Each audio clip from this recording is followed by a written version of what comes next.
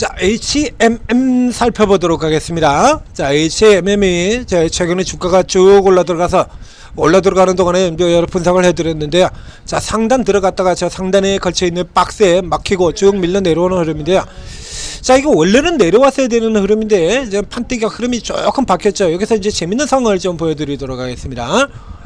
자, 이게 원래 이 HMM 같은 이 해운주들 같은 경우에는 이렇게 특정하게 이 모멘텀이 딱 정해져 있는 종목들이 있죠. 은행, 이자마진, 예대마진이죠.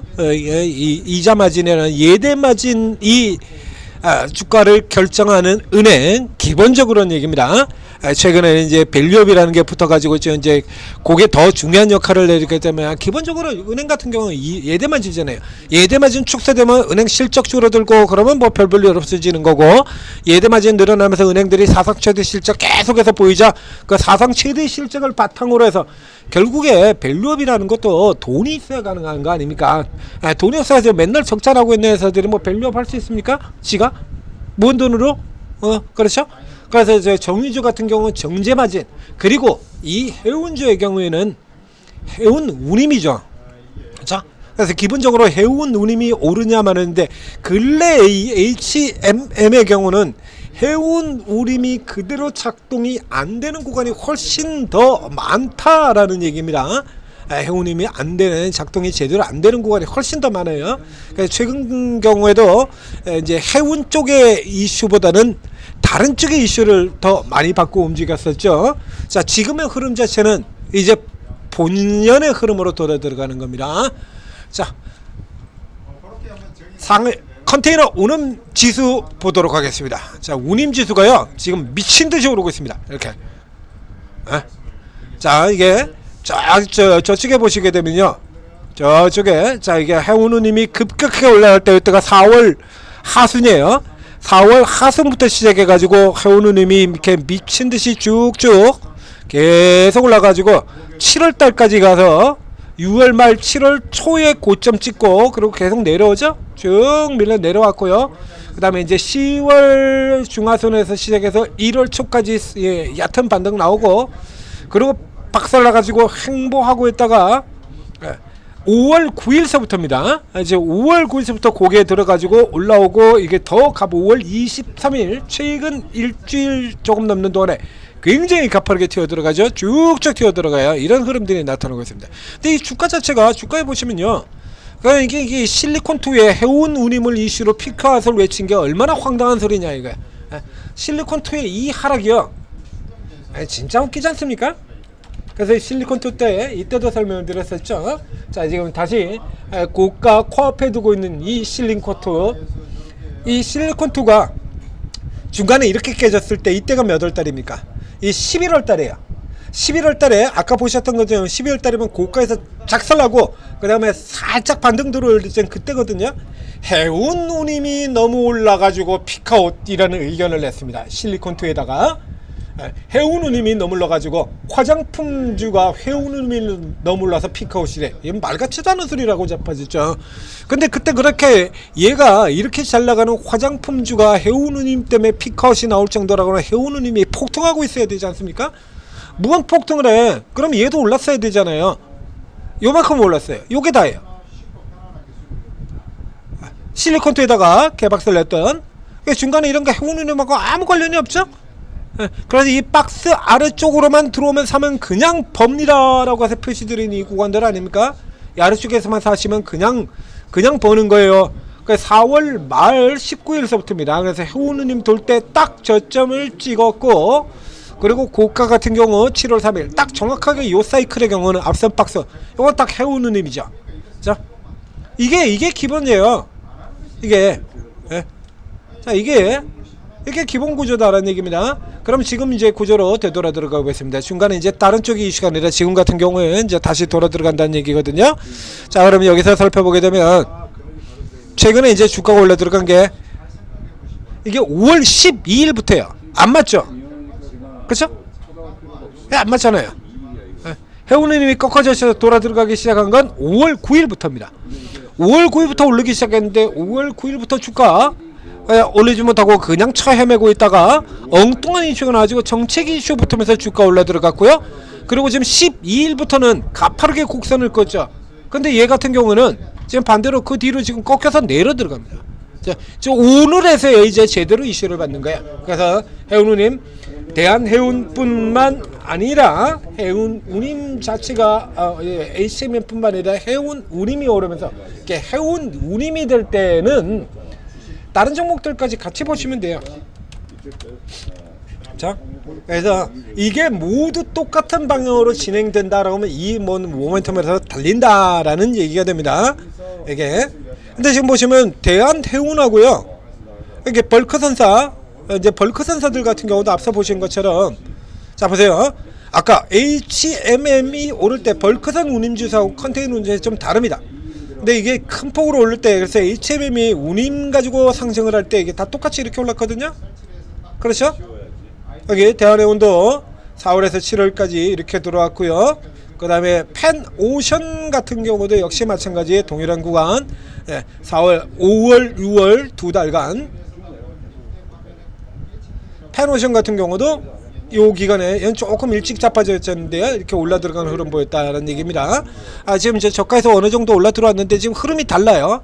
그러니까 이런 구조로 본다 그러면 지금 현재 운임 상승에 대한 몫을 이 해운주들은 제대로 반영하고 있다라고 보기는 조금 어렵다라는 얘기죠.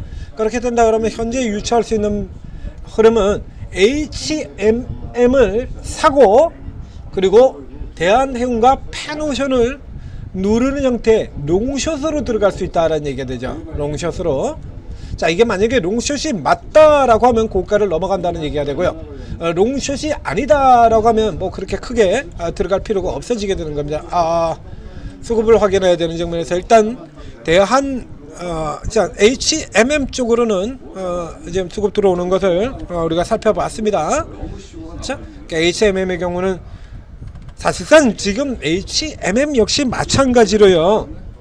지금 이 주가는 역시 마찬가지 여전히 HMM의 경우는 또 피커스를 주장을 하고 있습니다.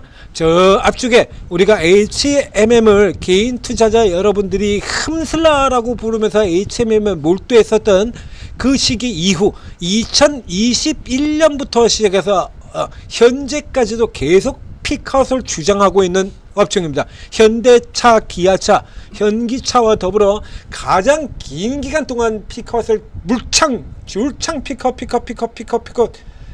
노래를 부르고 있는 대표적인 업종이죠. 현대차, 현기차 2021년부터 지금까지 피크아웃, 작년 한 해만 피크아웃 5번.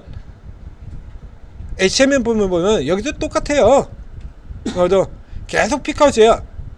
그렇게 계속 줄창 피컷을 주창을 하던 이 HMM의 경우에는 대한해운이나 저기는 조금 흐름이 다릅니다. 저기서 이제 벌크선사인데요. 벌크선사는 뭐냐 그러면 대한해운이나 펜오션의 경우에는 이제 다 만들어진 물건을 가지고 수출을 실어 나르는 이런 형태의 해운을 하는 게 아니고, 벌크선 원재료를 실어 나르는 쪽이에요. 철광석 이런 거. 철광석 같은 경우는 이제 실어 나르는 그 배, 옛날에 보면 체험 삶의 현장 같은데 배에 가가지고 연예인들이 막 배에서 시커멓게 막 석탄 묻혀가면서 막 삽질하고 하는 이런 프로그램이 있었지 않습니까?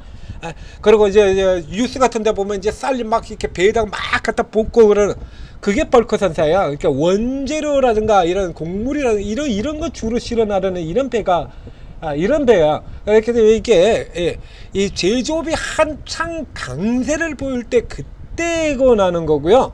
그러니까 이제 만들어진 물건을 수출하는 이쪽하고는 케이스가 조금 다른 겁니다. 그래서 제조업 업황이 호황인 경우에는 모두가 다 똑같이 나가게 돼요. 똑같이. 그리고 그래서 이제 그런 기대가 좀 강한 부분에서는 다 같이 가지만, 지금 같은 경우는 아직 제조업이 호황이다 아니죠. 그래서 이 운임이 오른 케이스 같은 경우도 지금 뭐 때문에 올랐냐라고 하면 관세 이슈 때문이다. 관세 이슈의 일시적 반사 이익이 되는 거죠. 그래서 관세가 오를 거다라고 해서 요거에 대비해서 기업들이 선주문을 내요. 선주문, 관세 작동되기 전에 유예기간 동안에 미리 사놓을 거 빨리빨리 사가지고 채워놓자 이겁니다. 그러면서 이제 주문이 늘어나면서 이제 그 부분에 대한 물동량 증가 이걸로 해서 유남이 이제 팍 튀어들어 들어간 거거든요. 그러니까 유예 발표됐지 않습니까? 그러니까 유예 4월달에 유예 발표 7월까지 유예 발표가 됐잖아요. 그 유예 발표 나오고 그리고 지금 운임이 올라 들어간 거예요. 4월부터 지금 올라오고 있는 거지 않습니까? 그래서 이런 부분 때문에 이거 일단 일시적인 부분으로 놓고 보는데 그래도 자 앞에 보죠. 우리 기관들이 얼마나 의지 한국인들인지 자 전망치 가지고 보겠습니다. HMM 예상외로 굉장히 비싸죠? 13.93배요. 이렇게 비싼 건 왜 그러냐라고 하면 예전부터 시작해가지고 이 HMM은요 계속해서 피크아웃이에요. 피크아웃 봐라 피크아웃이지 않느냐. 근데 그 다음에 이렇게 돌아 들어갔죠. 2024년 작년도에 이렇게 예상보다 굉장히 좋은 실적을 보였지 않습니까? 운임이 올라가 들어가면서 작년 1분기에도 피크아웃이라고 했고요. 여러분 그 의심스러우면 직접 뒤져보십시오. 작년 2분기에도 피크아웃이라고 그랬고요. 작년 3분기에 호실적 이렇게 1조 4천원 엄청난 실적 호실적 놀랍다 그러면서도 피크아웃 그래서 이렇게 계속 줄창 피크아웃을 유지를 하고 있기 때문에요. 전망치를 내려잡고 있어요. 지금도 그러지 않습니까? 이래야 피크아웃이 맞는 거잖아요. 피크아웃 앞으로 계속 정점치고 계속해서 내려갈 거다. 2024년이 다시 또 2024년 실적이 정점이고 다시 계속 내려갈 거래. 그래서 향후 실적을 계속 까고 있기 때문에 그래서 PR이 굉장히 높게 들어간 거고요. 그래서 반대로 이 HMM은 계속해서 서프라이즈 이랬었습니다. 실적 뒤져보면 이거 스토리 계속해서 나와요. 그래서 이제 와가지고는 또 뭐 좋다 그러고 지만대로 좋다 그랬다 나쁘다 그랬다가 이러죠. 해상운임 밀어내기 수출 해상운임 급등. 이게 밀어내기 수출 같은 경우에도 저쪽에서 사들여 오지 않으면 밀어내기 수출이 안 나오는 거잖아요. 잔치 아직 안 끝났다. 잔치가 아직 안 끝났는데 왜 중립을 때려? 지난번에도 제가 욕했던 거죠. 목표주가 2만원 벌써 넘어갔는데 목표주가 사실상 매도예요.